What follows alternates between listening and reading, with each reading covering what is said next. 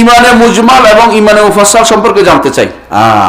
আমার দেশে একটা ইমানে মুজমাল, একটা ইমানে মুফাসসাল আছে, তাই না? ওইটা উদ্দেশ্য না হওয়া উচিত। ওইটা কি? আমানতু বিল্লাহি কামা হুয়া বিআসমাই ওয়া সিফাতি ওয়া কাবিলতু জামি আহকামি ওয়া আরকানি, কথাটা কিন্তু শুদ্ধ আছে, কিন্তু এটা আসলে কলমা নয়। ফার্স্ট কলমা বলতে কিছু আমাদের কাছে নাই। ফার্স্ট কলমা আসলে আমাদের কাছে না। আমাদের কাছে কলমা একটা হচ্ছে কি, আশহাদু আল্লা ইলাহা ইল্লাল্লাহ ওয়া আশহাদু আন্না মুহাম্মাদান আবদুহু ওয়া রাসূলুহু, অথবা ওয়াহদাহু লা শারীকা লাহু, বাইরে কোনো অসুবিধা নেই। কিন্তু এই বাইরে কালেমা, এটাই হচ্ছে আমাদের কাছে কালেমা। এটা সংক্ষেপ করলে কেউ আশহাদু আল্লা লা ইলাহা ইল্লাল্লাহ বলে, এটা নাজায়েজ না বলাটা, কিন্তু আমরা পুরোটা বলি আশহাদু আল্লা ইলাহা ইল্লাল্লাহ ওয়া আশহাদু আন্না মুহাম্মাদান আবদুহু ওয়া রাসূলুহু, এটা হচ্ছে কালেমা। ইমানে মুজমাল বলতে যেটা বলছে অর্থ ঠিক হলো, অর্থটা ঠিক আছে যে আমি ইমান আনলাম, কিন্তু এটা বানাইলে তো হবে না ভাই। এই ইমান কে শিক্ষা দিল? ইমান মুজমাল হচ্ছে মৌলিকভাবে ইমানের রুকন কয়টা? 6টা। আর ইসলামের রুকন কয়টা? 5টা। এইটা যে ব্যক্তি বিশ্বাস করবে সেই ব্যক্তি ইমানে মুজমালের অনুসারী। ইমান মুফাসসাল হচ্ছে প্রত্যেকটার ব্যাখ্যা। এই যে উসুল ইমান গ্রন্থটা পড়লে পাবেন প্রত্যেকটার ব্যাখ্যা, তাহলে আপনি সেটা ইমান মুফাসসাল। ইমান মুফাসসাল হচ্ছে যেটা জিবরিল বলেছে আমানতু বিল্লাহি ওয়া মালাইকাতিহি ওয়া কুতুবি, আছে না? ইমান, এইটা যদি কোনো মুফাসসাল শিখে সেটা মুফাসসাল।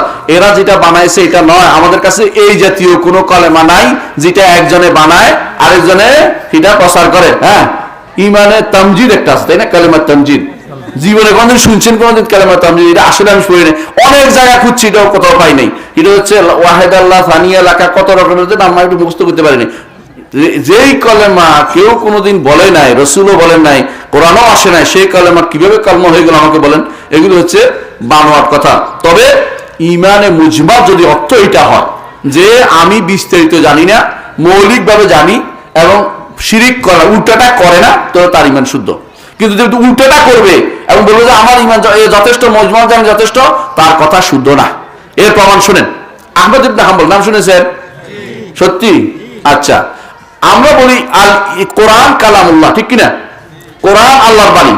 আহমদ ইবনে হাম্বল বলছে কোরআন আল্লাহর বাণী, একটু বলে যথেষ্ট না, বলতে হবে গায়রে মাখলুক, সৃষ্ট নয়। কেন বলছে? বাড়াইলে কথাটা কেন বাড়াইলেন?